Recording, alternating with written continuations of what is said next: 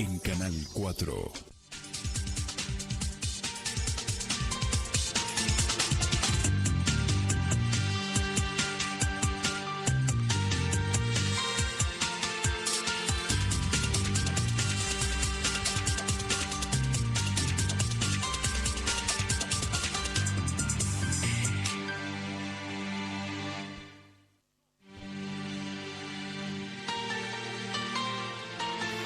Buenas noches, como todos los días jueves en Aquí y Ahora Salud, estamos en esta oportunidad con la doctora Susana Espinel. Muchas gracias, Susana, por haber aceptado la invitación. La doctora Susana Espinel es una médica que hace ya muchos años que está aquí en nuestro medio, más de 20 años. Ella es médica egresada de la Universidad Nacional de Córdoba, tiene 2 especialidades, que es la medicina interna y la endocrinología. Aquí en San Francisco ella hace endocrinología, que fuera de cámara hablábamos que realmente uno debería ser, como es la doctora, primero clínico y después especialista. Y ha hecho en Buenos Aires, en la Universidad de Favaloro, una maestría en psiconeuroinmunoendocrinología. Entonces esta, digamos, maestría que ha hecho la doctora, vamos a pedirle que de entrada nos defina qué es este largo término para que nuestra audiencia pueda entenderlo. Así que toda la audiencia es tuya. Gracias, Jorge. Bueno, en primer lugar, es largo el término, nosotros lo decimos PINE, psico-inmuno-neuroendocrinología, entonces... Más didáctico, para no olvidarse nada. Es más fácil de manejar. Bien. En realidad, como hablábamos antes, no es una especialidad, es una óptica, es una visión, es un modo de entender el estado de salud y el estado de enfermedad del paciente. Es decir, es integrar en un solo cuerpo todas las experiencias de vida a través de lo psicológico y todos los sistemas coordinadores, que son el sistema nervioso, el sistema inmune y el sistema linfático, que son los grandes rectores del funcionamiento del organismo. La psicoinmuno-neuroendocrinología estudia cómo esta red interactúa. Bien, creo que ha sido muy clara. También yo cuando estaba pensando y estábamos armando el programa, además de habernos reunido personalmente, mail va, mail viene, yo pensé que no es casual que vos hayas elegido esta maestría. Contanos por qué fue. Bueno, como todo tiene una historia. Sí. En realidad, como vos dijiste, yo me formé en medicina interna, hice primero la residencia, luego empecé mi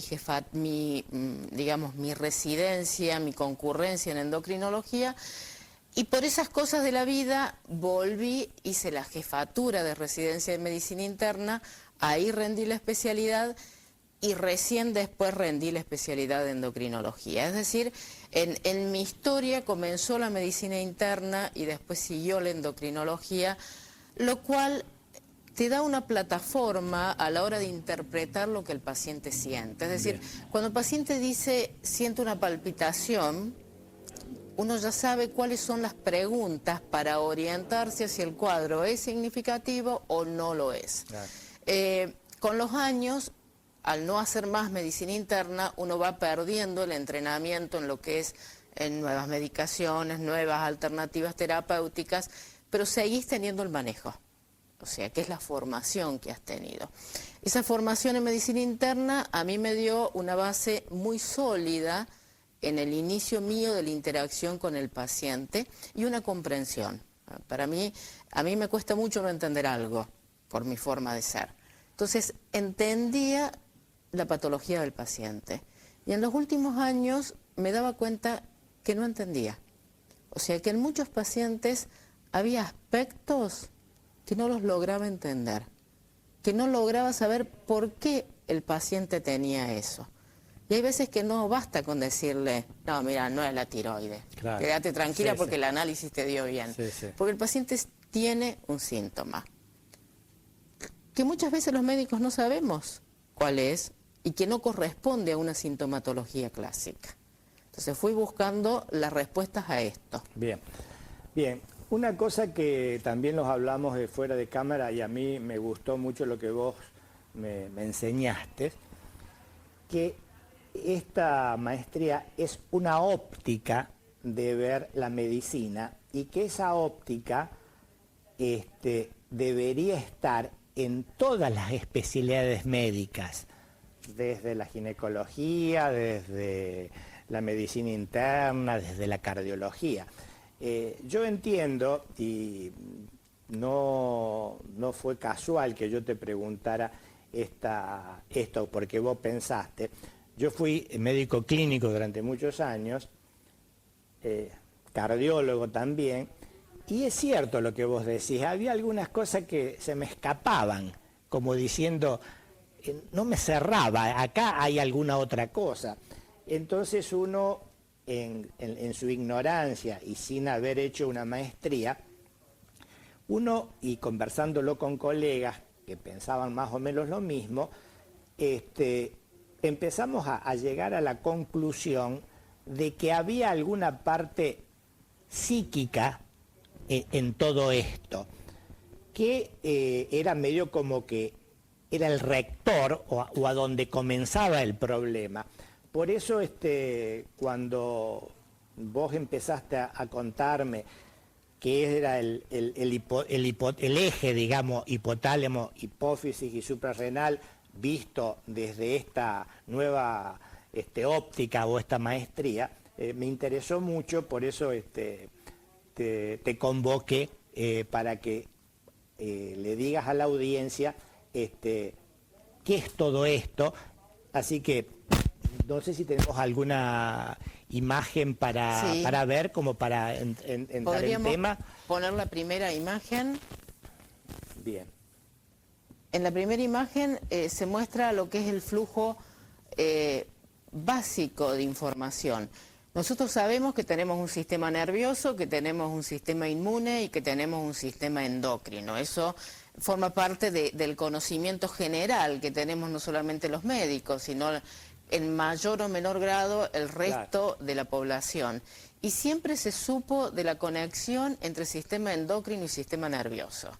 La parte nueva de todo esto es, en primer lugar, lo que llamamos en medicina flujo bidireccional, por eso la flecha tiene dos direcciones. Y en segundo lugar, el grado de integración. Cuando nosotros hablamos de sistema nervioso, en realidad nos estamos refiriendo a un órgano o a un conjunto de órganos, y no solamente al cerebro. Es decir, el cerebro es, no sé si el más importante, porque nada es más importante que otra cosa en medicina, pero sí la estrella del sistema nervioso.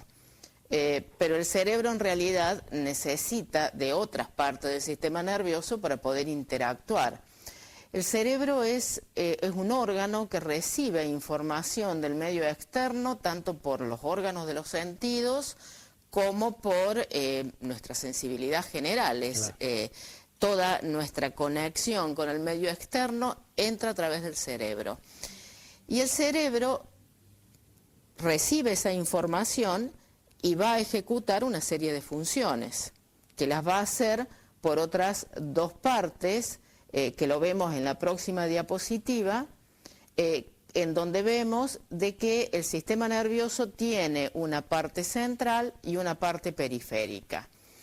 En la parte central del sistema nervioso, nosotros hablábamos del cerebro. Esta es la parte periférica, ¿no es cierto? Se ve el cerebro en la parte superior y todas las terminales nerviosas que van a todo nuestro cuerpo. Pero aparte de esta rama, que son las ramas motoras y sensitivas que todos más o menos conocemos, todos sabemos que yo quiero levantar la mano y sé que es un acto voluntario levantar la mano. Pero nosotros vamos a ver en la próxima diapositiva de que el sistema nervioso en realidad tiene otra parte que se llama sistema nervioso autónomo, del que vamos a volver a hablar y que es muy importante, que es el que va a llevar la información a todos nuestros órganos. Y nosotros no tenemos la más absoluta conciencia de eso. Nosotros no somos conscientes que respiramos, ni que el corazón late, salvo cuando corrí y estoy agitada, o me falta el aire, o corrí y siento las palpitaciones. Pero en condiciones normales de funcionamiento, no somos conscientes de lo que nuestros órganos están haciendo. Ese sistema nervioso tiene dos ramas, una es la del simpático y otra es la del parasimpático. A grosso modo podemos decir que el parasimpático regula nuestro cuerpo cuando estamos en estado de relajación. Es decir, yo estoy tranquila leyendo un libro, predomina la actividad del parasimpático. Salí a la calle y casi me muerde un perro, activo todo mi sistema simpático para enfrentar al perro o para huir, lo que llamamos reacción lucha-huida.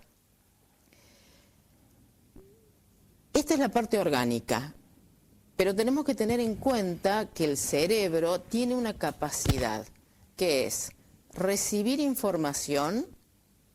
Por ejemplo, toco algo caliente, me quemo el dedo. Mi cerebro recibe una señal eléctrica, la transforma en señal química, pero lo que no podemos entender es cómo hace el cerebro para transformarlo en sensaciones. Porque yo lo que siento es dolor o ardor. Y eso ya es algo distinto a lo que yo tenía antes. Yo antes tenía una reacción química. Y de repente tengo un sentimiento. Y ese dolor puede llevarme a emociones, puede llevarme a recuerdos. Y eso es lo que se llama actividad de la mente. Y se dice que esta actividad de la mente es una actividad emergente del cerebro. Emergente porque no es la suma de las partes. Si yo pongo toda la mano en vez de un dedo, voy a tener una mayor estimulación nerviosa. La suma de todas las estimulaciones me va a dar una gran actividad. Eso es una activación mayor. Pero lo que el cerebro hace es distinto. Es tomar algo y transformarlo en algo distinto. Por eso es una actividad emergente y por eso, si pudiéramos volver 2 o 3... Soy vieja, digo diapositiva, en realidad son PowerPoint. Bueno. Esta es la que quería ver. Sí. Aquí tenemos la interacción del nervioso con el sistema endocrino y el sistema inmune, como en el primer gráfico, y se agrega la mente y las emociones, porque toma cuerpo propio. Porque si bien es un emergente del sistema nervioso, y necesita el cerebro, porque si hay lesión cerebral, los médicos conocemos y los pacientes también que cuando se lesiona el cerebro y se lesionan áreas, se pierden a veces las emociones, se pierden los recuerdos, se pierden las memorias. Pero no es lo mismo, es algo que sale de la actividad cerebral y que toma cuerpo y dimensión propia. Y si uno mira el gráfico, tiene la misma importancia la mente que el sistema nervioso, que el sistema endocrino o que el sistema inmune, e interactúa de la misma forma, con cuerpo y peso propio. Que eso es lo que a veces nos cuesta a los médicos desde la medicina tradicional percatarnos de ese rol fundamental, que es un poco lo que hablábamos antes con vos. De repente el médico que conocía al paciente y que sabía que había perdido un hijo, o había perdido la esposa, conocía ese entorno e interpretaba la patología desde ese punto de vista. También hablábamos fuera de cámara que no es que esto es un volver solamente al médico generalista o al médico de familia, pero sí creo que es una cosa para poner una valla importante de lo que venimos diciendo desde hace mucho tiempo también, que cada uno de nosotros no somos un hígado, un riñón, un corazón aislado, sino que es un todo, que tenemos toda nuestra historia personal y que esta maestría ha afinado la puntería para hacernos entender cómo se producen estas cosas, ¿no? Así que creo que es muy importante para la audiencia también, y desde acá decimos siempre, de tener siempre su buena relación con su médico clínico. Primero tenerlo al médico clínico y médico generalista, que es el director de la orquesta, y después, en segundo tiempo, los especialistas. Bien, doctora, ¿qué es el eje hipotálamo-hipófisis suprarrenal? Bien.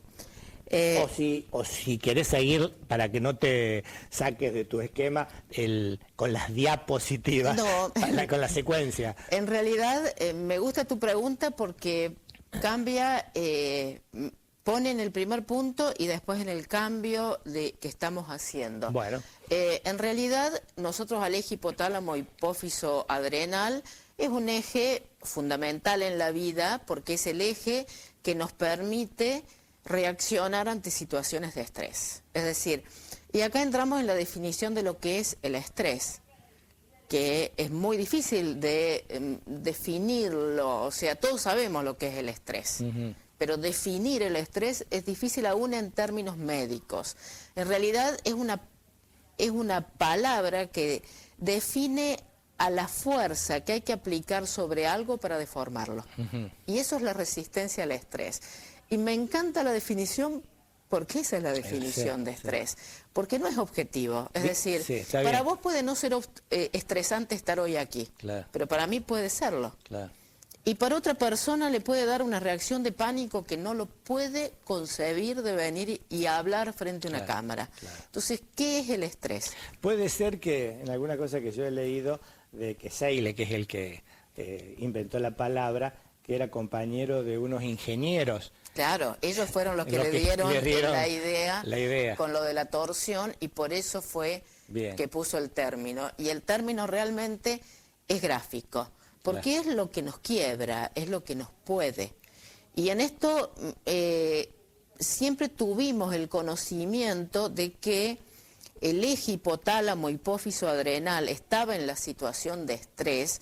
Y entendemos por estrés agudo, lo que recién te decía, salgo de acá, un perro me quiere morder, bueno, tengo toda mi respuesta de estrés activada, pero también hay otros estrés, que los médicos no los conocemos, que los pacientes no los relacionan, que a lo mejor puede ser mi vida que no me gusta, mi trabajo que me resulta desagradable, mi relación con un superior que realmente es conflictiva y tengo miedo permanentemente de estar haciendo algo mal, y eso es una situación de estrés crónico.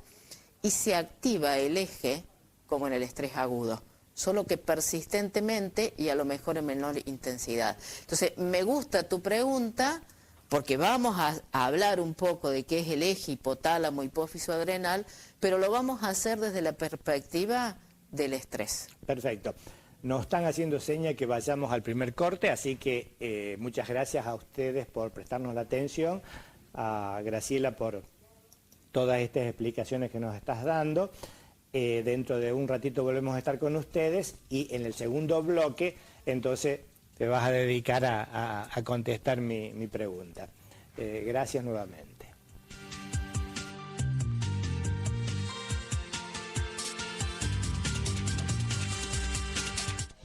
Telebingo felicita a los ganadores del especial Primavera. Ellos se ilusionaron y se alegraron haciendo realidad sus sueños, porque se llevan a su casa un Sandero, una EcoSport y una Amarok. Y además, los 60.000 pesos en línea. Telebingo hace feliz a Córdoba.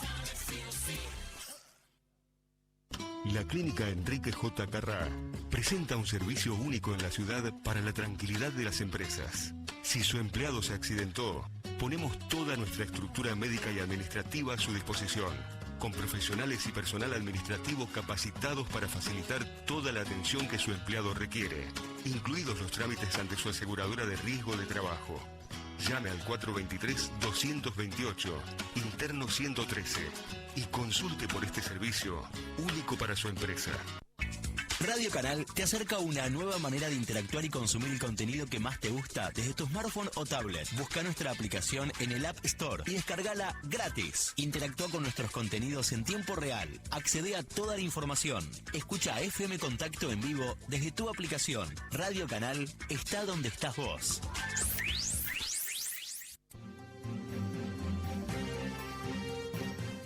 Semana de primavera, la información siempre en todas las estaciones a través de la pantalla de Canal 4. No se pierda Entre Nosotros de lunes a viernes a las 12:30.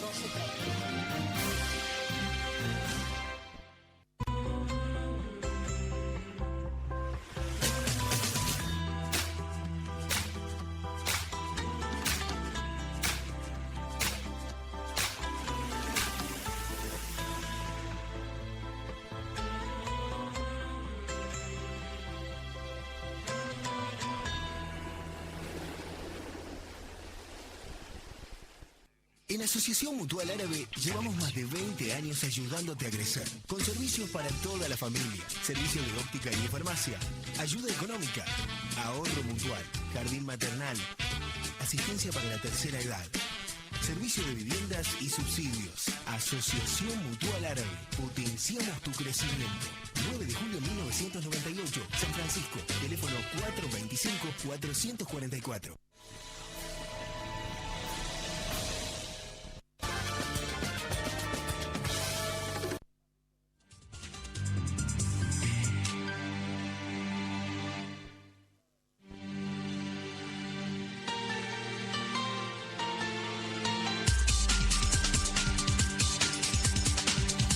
Continuamos entonces, como habíamos dicho, con el segundo bloque y estaba pendiente el comentario sobre el famoso eje. Bien. Voy a pedir la próxima diapo, ya que estamos, para verla. Y bueno, esto me explica rápidamente lo que son los órganos del sistema inmunológico. Pasamos a la próxima, ¿no? Bien. Esto es un poco la antesala de lo que vamos a explicar después, que prometo tratar de hacerlo entendible para el que no es médico, que creo que es la idea, claro, ni el que conoce de medicina. Y también siempre decimos a la audiencia que si hay alguna cosa que no entienden o que quieren aclarar o que nosotros, fundamentalmente la doctora, digamos, pueda ser más clara, por supuesto tienen la forma de comunicarse con nosotros. Adelante.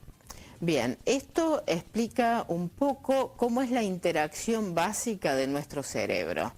Cuando nuestro cerebro recibe un estímulo estresante, y en esto es importante rescatar que estímulo estresante es todo aquello que podría sacarnos de nuestra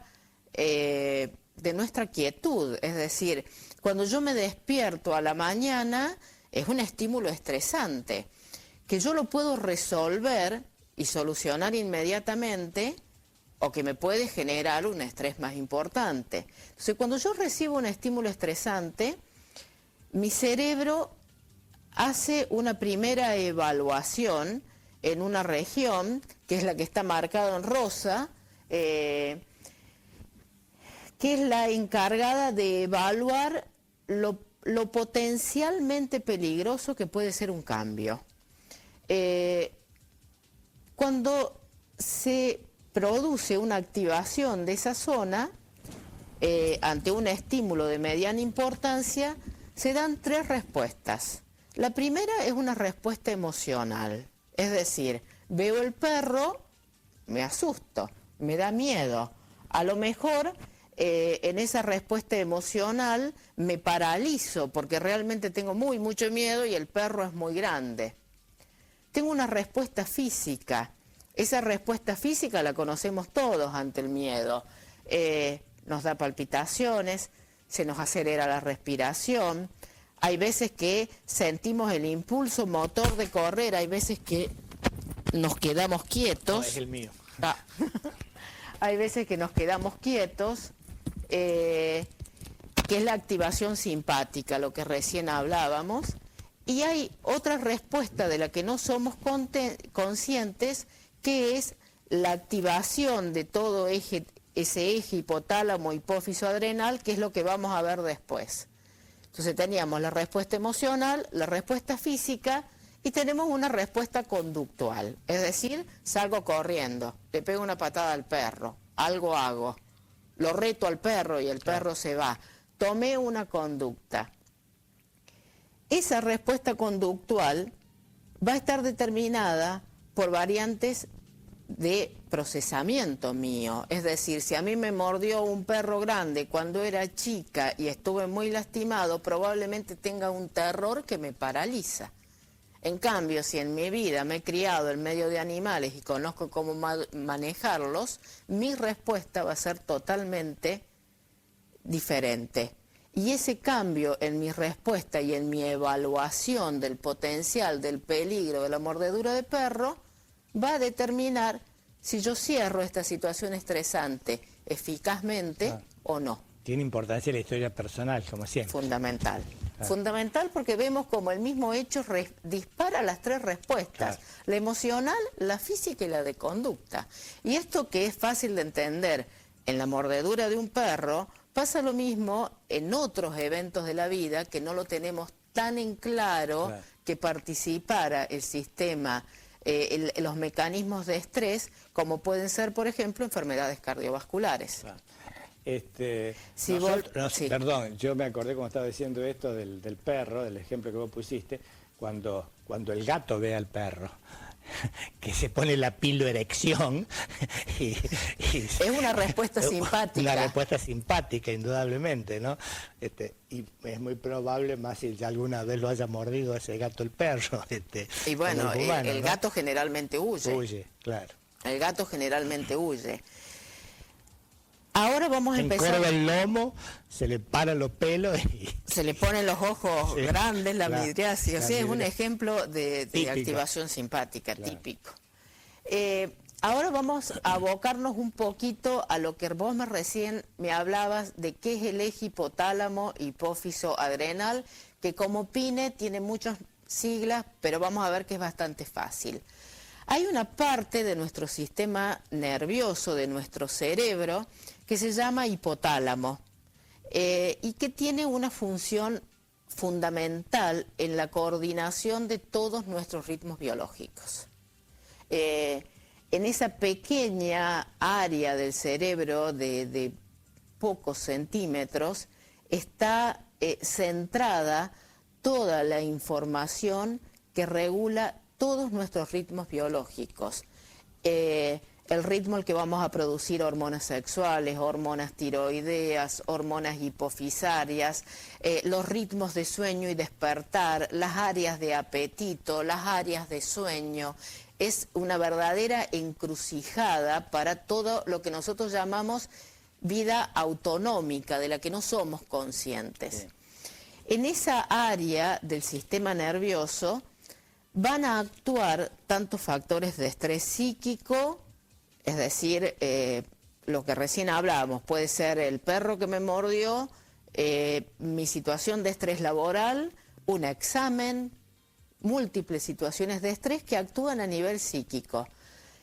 De la misma forma y con la misma intensidad con que lo puede hacer un estrés físico. Es decir, tengo una hemorragia, es una situación de estrés físico, actúa sobre esa área del hipotálamo. O el sistema inmune, cuando se activa, por ejemplo, tengo un proceso infeccioso en este momento, todos ellos actúan sobre una vía común a nivel del hipotálamo que se llama, es un núcleo de células nerviosas que produce una hormona que se llama hormona liberadora de ACTH o CRH, que son las siglas en inglés, que es lo que se usa a nivel internacional. Es decir, que aquí tenemos cómo los distintos factores van a interactuar en una vía común y lo van a hacer de la misma forma. El sistema inmune produce unas sustancias que se llaman interleuquinas, que son los mediadores del sistema inmune, y esos mediadores van a actuar de la misma forma que lo va a hacer un disgusto o un susto importante. si pasamos a la siguiente diapo, vemos qué es lo que hace este famoso CRH.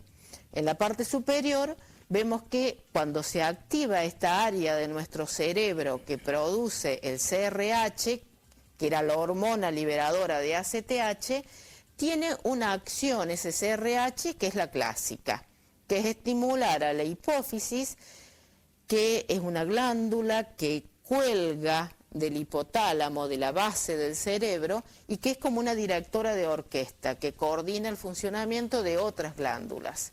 Entonces, lo que siempre supimos es que este CRH actúa sobre hipófisis, hace que la hipófisis produzca ACTH, la ACTH actúa sobre una glándula que está por arriba del riñón, que es la suprarrenal, y la suprarrenal produce cortisol.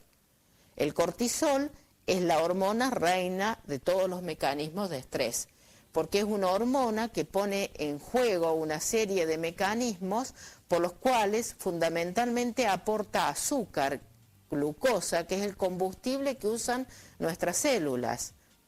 Si yo tengo que huir o enfrentar al perro, necesito combustible, si no, no puedo salir. El cortisol tiene, entre otras funciones, justamente dar ese combustible que nuestro organismo necesita. Entonces,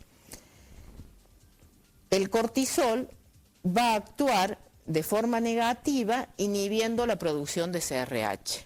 Eso es lo que siempre conocimos como el eje hipotálamo-hipófiso-adrenal. Hipotálamo, CRH, hipófisis, ACTH, adrenal, cortisol. Y el cortisol inhibe todo.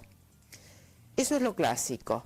Lo que ahora sabemos es que ese mismo estímulo que me liberó CRH, que hizo activar el eje, también actúa el CRH directamente en otros centros del sistema nervioso central, produciendo la actividad del sistema simpático. Es decir, me está dando la respuesta integrada, lo que recién decíamos, activación nerviosa, activación endocrina.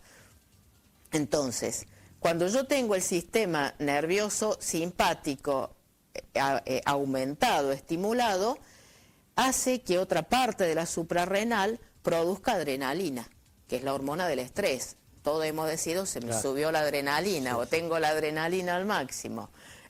Son signos de activación simpática. Pero aparte, el CRH tiene efectos conductuales. Es decir, el CRH, aparte del eje famoso y tan importante, estimula el sistema nervioso central, el sistema nervioso simpático y produce cambio en mis conductas. Produce ansiedad, nerviosismo. Es la hormona ansiógena por excelencia. Es más, se están desarrollando medicamentos que actúan específicamente sobre algunos receptores de CRH para disminuir la respuesta de ansiedad. Porque paradójicamente, por otros mecanismos, cuando está a bajos niveles, tiene un efecto como gratificante, pero cuando está a altos niveles en una reacción de estrés, produce el miedo, la angustia, el componente que todos sabemos cuando nos está por morder el perro. Es decir, me está por morder el perro, tengo miedo, tengo angustia, me prepara para una reacción fuerte, el cortisol me da el combustible y el sistema nervioso simpático me da una respuesta integrada de todo el organismo. Lo que hemos aprendido también, que un poco ya lo sabíamos antes, es que el cortisol va a suprimir la respuesta inmune. Y también lo hace en estas cantidades mínimas. No solamente en las cantidades que usamos los médicos. En las cantidades que produce nuestro organismo en una reacción de estrés, también frena la respuesta inmune. Y acá vemos toda la interacción, todo el interjuego del sistema de la mente con su capacidad de crear o anular miedos y temores, del sistema nervioso con su rol integrador capaz de hacer una respuesta a todos los niveles, del sistema autónomo como gran integrador y de las hormonas que son las que permiten, dan el sustrato, en este caso, dan la energía para que se lleve a cabo la respuesta y a su vez me suprime el sistema inmunológico. Y si volvemos al gráfico anterior, habíamos visto que el sistema inmune es un estimulante del CRH. Entonces, si yo freno la respuesta de estrés, porque dije, un perro nada más terminó, o salí corriendo y me escondí, o lo enfrenté y me fui, pero después terminó, el eje se cerró solo. El cortisol me inhibió la actividad del CRH. Al desaparecer el CRH, desaparece la estimulación del sistema autónomo, desaparecen los cambios conductuales y desaparece la activación del eje simpático. Y el sistema inmune me lo frenó el corticoide, y como yo frené el corticoide, frena la estimulación del CRH por el sistema inmune. Es decir, si yo logro vencer el circuito, todo bárbaro. El problema es cuando el estrés se transforma en crónico. Bueno, en el próximo bloque nos vas a contar qué pasa cuando el estrés se cronifica. Eso, y yo te voy a dejar picando, como dice, una pregunta. En la clínica diaria, ¿en qué casos se hace el dosaje de cortisol? ¿Y por qué es importante? Y que si es importante. Dentro de un ratito volvemos a estar con ustedes. Muchas gracias.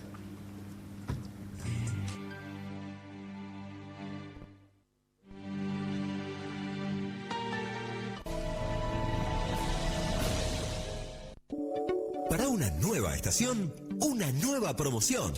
La Municipalidad de San Francisco invita a participar a todos los beneficiarios de la credencial más 65 de la promoción Primavera 2015. A partir de octubre, visitando los comercios adheridos, retire su cupón, deposítelo en uno de los 12 centros de recepción y participe del sorteo de 10 changos de supermercado. Aproveche los descuentos y disfrute de los beneficios de su tarjeta más 65. ¡Feliz primavera! Gobierno Ciudad de San Francisco.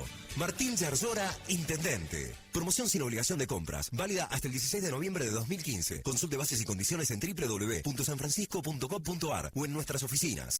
Radio Canal se adapta para estar más cerca tuyo. Informate, subí tu noticia, opina a través de nuestro Facebook. Ponete al día con la información instantánea de nuestro Twitter. Compartí tus fotos y videos a través de nuestro Instagram. Escuchanos a través de TuneIn. Miranos, todos nuestros programas están en YouTube. Estamos presentes en Facebook, Twitter, Instagram, TuneIn, YouTube, porque entendemos que cada canal es diferente.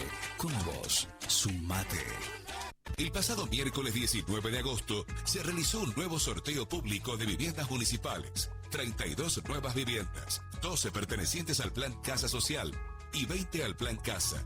El señor intendente Mauricio Cravero destacó que no habrá aumentos en las cuotas hasta finalizar este 2015 y que ya se encuentran en construcción 14 en Plan Casa y 6 en Plan Casa Social.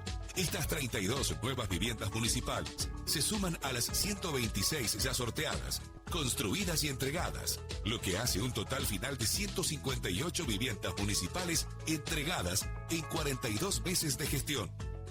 Bueno, mi nombre es René Machado. Doy gracias a Dios porque recibimos la casa y también alentar a las personas que sigan pagando su cuota y hagan su esfuerzo. Invito a toda la gente a que crean en Dios, que le pido que lo bendiga al intendente porque por esta obra que está haciendo, Dios lo va a bendecir, va a hacer mucho más por el pueblo.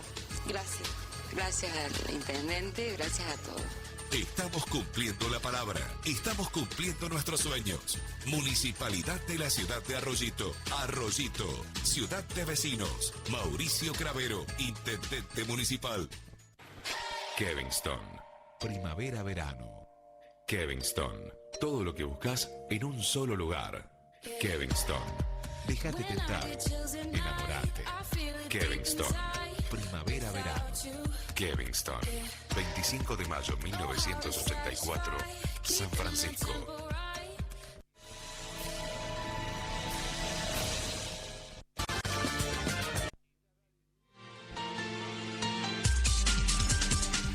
Bien, comenzamos con el tercer y último bloque. Bueno, una pregunta pendiente y algún otro comentario que vos ibas a hacer, Susana.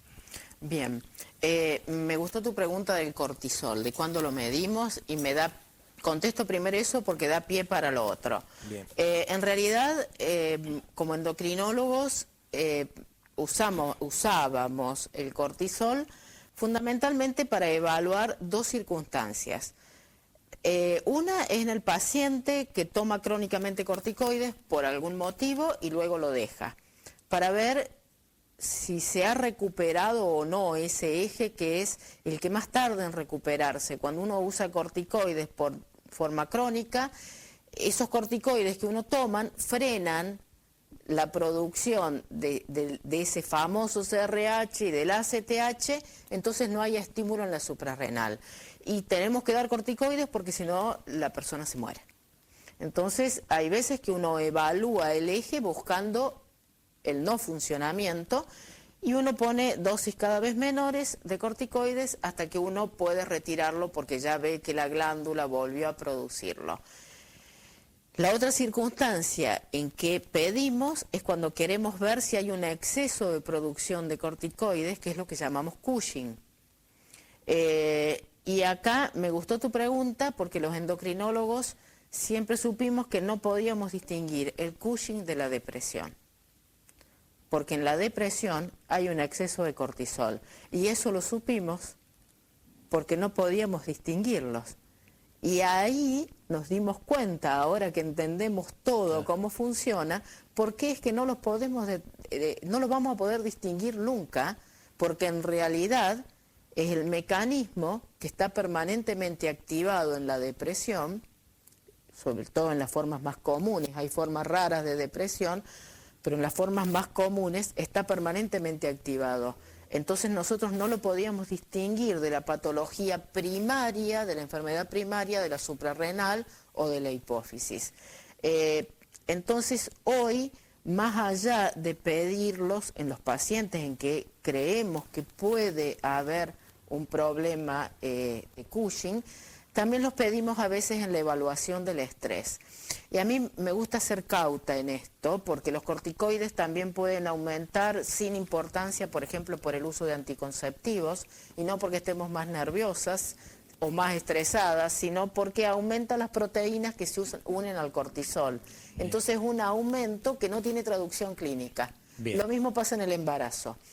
Pero muchas veces lo pedimos en pacientes que están ante situaciones de estrés crónico, síndromes de angustia, de depresión, de ansiedad, para ver el grado de impacto a nivel orgánico que está haciendo. Bien. Doctora, para toda la audiencia, ¿alguna idea tiene de lo que es la depresión? En 2 palabras, ¿por qué no definís cuáles son las características del Cushing? Bueno, las características... Rápido. Las características del Cushing son las del exceso de corticoides. Es decir, se produce depósito de grasa en lugares donde no debería haber, como en el abdomen. Se produce depósitos de grasas a este nivel, en los huecos supraclavicular. En el 50% la piel tiene unas estrías que son características, pero no me gusta hacer hincapié porque están en el 50%. Claro. Y se producen fundamentalmente cuadros anímicos. El 90% de los pacientes con Cushing cursan con depresión y a veces hasta con psicosis por los efectos que tiene todo este eje a nivel del sistema nervioso central. Y puede cursar con hipertensión, con diabetes y con insulinoresistencia, lo cual nos lleva de lleno a la relación que ahora hemos descubierto entre síndrome metabólico, enfermedad cardiovascular e hiperactividad de este eje con estrés crónico, que era lo que antes decían, cuando yo estaba en la facultad, decían la personalidad tipo A. Tipo A, exacto. O sea, que tampoco, es decir, hemos descubierto los mecanismos, las vías, los genes, pero bien, la esencia estaba. Perfecto. Y siguiendo con esto, ¿tiene vigencia todavía el término Cushingoide? Sí. ¿Sí? Sí, sí. Quiere decir que es una cosa que parece, pero no es. En realidad, en una época se intentó que no se hable más de síndrome de Cushing, porque el diagnóstico de síndrome, el decir Cushing evoca a la imagen que nos dio Harvey. Harvey Cushing descubrió el síndrome de Cushing cuando no se conocía nada, estudiando anatomía patológica y estudiando pacientes. O sea, la genialidad clínica lo llevó a descubrir el síndrome, pero si hoy esperamos encontrar el Cushing como Harvey Cushing, perdemos mucho tiempo. Claro. Entonces intentó... Porque era muy florido, digamos. Exactamente, Claro, se intentó reemplazar por hipercortisolemia, que es un poco la tendencia, no usar tantos nombres propios, pero el término cushingoide forma parte de la jerga médica y creo que de los pacientes también, ¿no es cierto? Perfecto. Bueno, doctora, ¿hay más diapositivas? No. Bueno, perfecto. Yo acá tenía algunas preguntitas, vos andás pensando si querés agregar algo, indudablemente con entera libertad. Una cosa, es decir, ¿cuál es la diferencia entre la psiconeuroinmunoendocrinología y la enfermedad psicosomática? Bien. Hay muchos términos con que se quiso a lo largo de los tiempos tratar de encuadrar esta relación entre mente y cuerpo.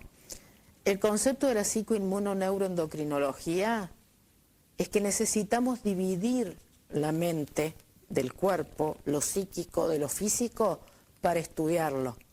Pero es lo mismo, no hay mente sin cerebro, no hay cerebro sin mente. Uno de los directores de la maestría pone en su libro una frase adjudicada a Buda que es hermosa y que se aplica a esto. Dice, en el cielo no hay este ni oeste. El hombre crea las divisiones en su mente y luego cree que son verdaderas. Está bueno, muy bueno. Y aplica totalmente. Claro. Quizás psicosomático es el estigma. Tu mente está en tu mente, te lo haces vos, y no Claro. está en tu mente, porque tu mente forma parte... La forma en que reacciona este eje hipotálamo, hipófiso, adrenal, se fija en el vientre materno y los primeros meses de vida extrauterina. Ahí se fija lo que se llama fenotipo, que es la forma en que se va a expresar la carga genética que traemos, y en las personas en que reacciona exageradamente se llama fenotipo hiperreactor. Y se ha visto aún en modelos animales que eso que se fijó en el vientre materno tiende a repetirse a lo largo de la vida y no sabemos si no se transmite hereditariamente por otros modelos que hay. Es decir, es estigmático decir psicosomático porque es de la mente al cuerpo y en realidad es mente y cuerpo. Claro, porque se sabía decir años con respecto a los síntomas o a los pacientes con patología psicosomática, entre comillas, que cada paciente tenía como un órgano de choque. Estaban los jaquecosos, los ulcerosos, los asmáticos, los que tenían enfermedades de la piel, repitiendo lo que decía un famoso clínico, que la piel es el espejo del alma.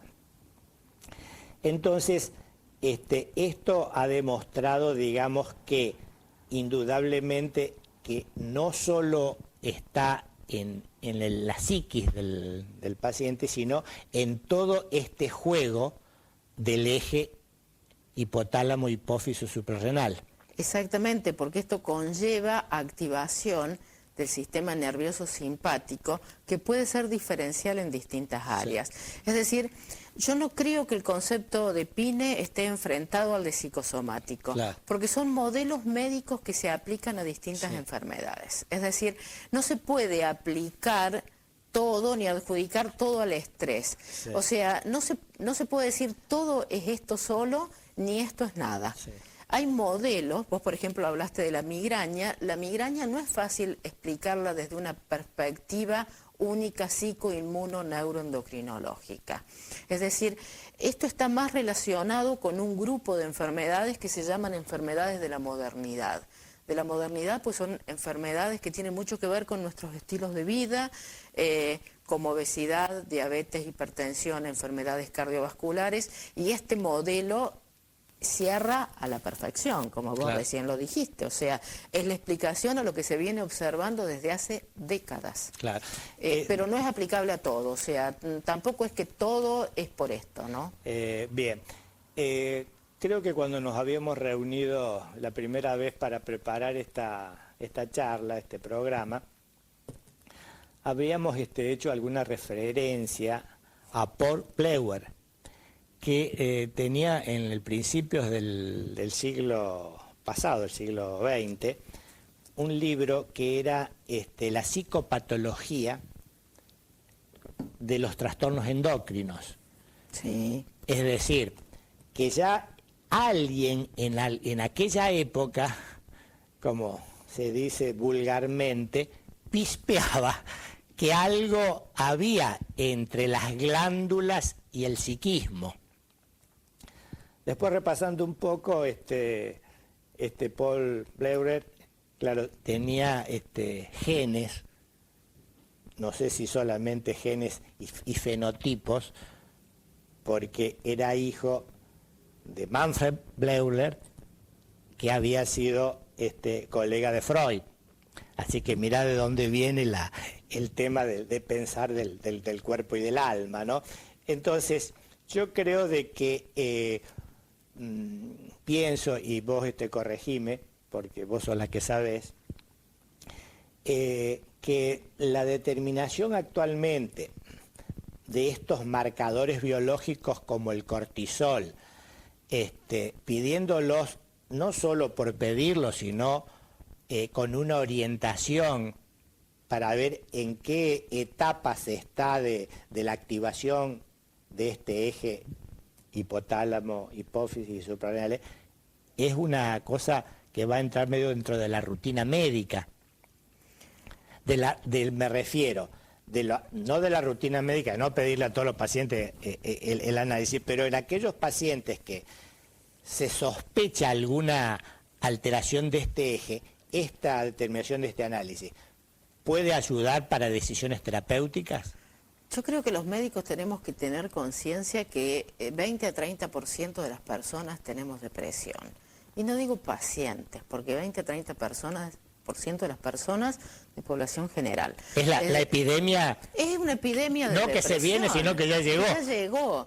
Entonces, medir el cortisol para ver si tiene algo, me parece que no. Yo creo que forma parte, hoy por hoy, del recurso del médico que está tratando al paciente y que en realidad yo creo que por ahí tiene valor, no sé si de confrontación, pero sí de ver, mira, esto no es nada, porque la misma persona que tiene depresión tiende a minimizar el cuadro y muchas veces no sabe que lo tiene. Claro. No lo sabe el médico y no lo sabe el paciente. Claro. Entonces por ahí es una forma de objetivar y de llamar la atención sobre algo.